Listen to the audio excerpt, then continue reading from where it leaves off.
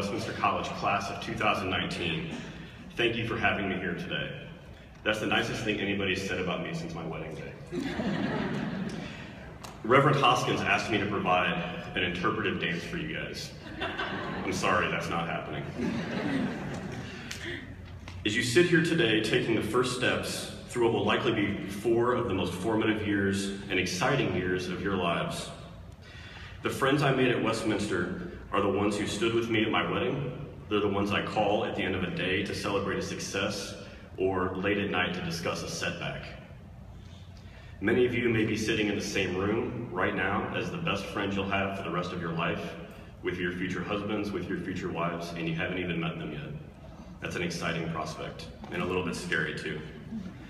Most significantly, I met my amazing, wonderful, and beautiful wife, Kristen, here during my junior year. Without her, I would not be a husband, and I would not be a father, and being those 2 things are the best part of my day.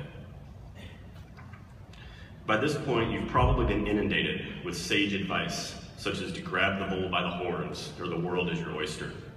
To an extent, I agree with the sentiments expressed therein. However, I would submit to you that cracking open an oyster, for those of you who haven't tried it, is actually quite challenging.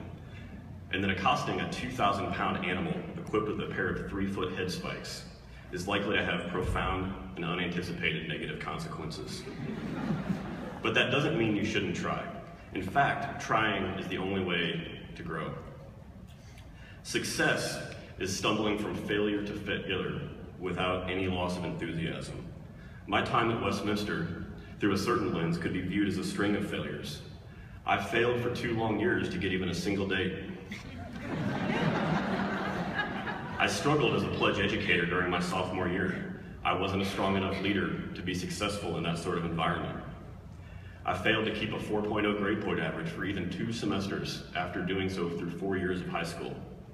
The first B of my life was given by Dr. Rebecca Shapiro in Introduction to Literary Analysis.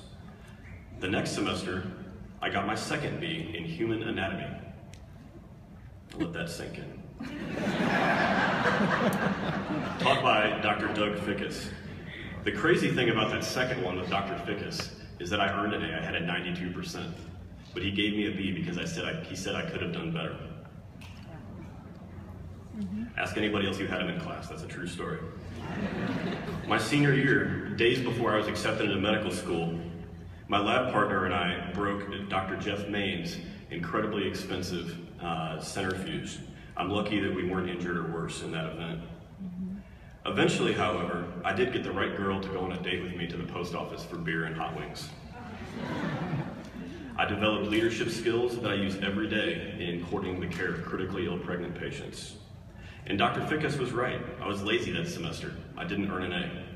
But the next semester, I got the only A that he gave in his comparative physiology class. And I used the exams from that class as study guides for the first 2 years of medical school.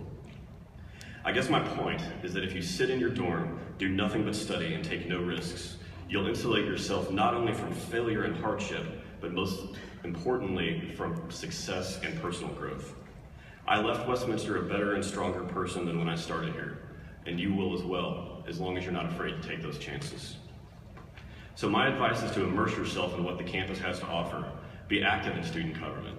Join a club, join the Greek system. This is not John Belushi's Delta Chi house down the road. Every fraternity and sorority here has the tools to make tremendous positive contributions both to the campus, the community, and to its members as they grow into tomorrow's leaders. It was that environment in my fraternity that helped me to grow more than any other, to learn from my failures and capitalize on my successes. And that's not specific to my house. My father and brother were in a different fraternity and would tell you the same thing word for word, as would any number of alumni here today. The stage behind me and the audience before me is full of individuals who have been more successful than I can ever hope to be. When you struggle, and you will, seek out the advice of your friends, faculty, fraternity and sorority brothers and sisters.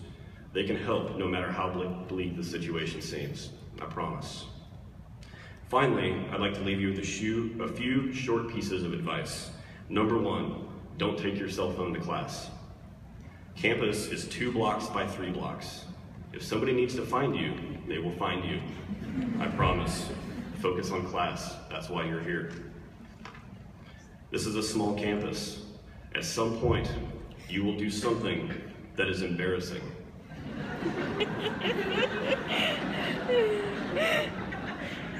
It will be difficult to go to class the next day. But don't worry, in a couple of days, somebody else will do something else and you'll be old news. That's just how it is. Embrace it. Third, whatever your reputation was in high school, it's now gone. For better or for worse, your reputation is a clean slate, and you will be judged by how you conduct yourself from today forward.